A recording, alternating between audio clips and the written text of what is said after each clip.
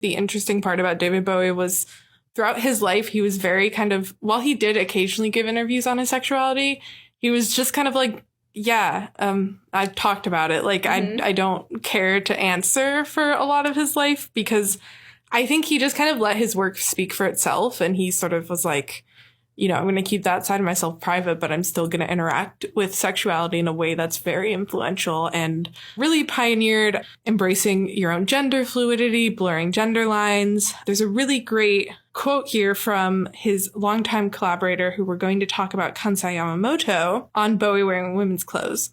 At the time, David Bowie was all about transcending gender.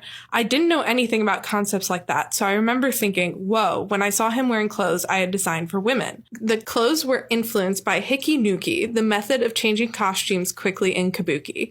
The audience in New York saw the costumes transform a few times during the show. I'd realized I had done something really cool when everyone in the audience got up on their feet and clapped. So that basically sums up everything.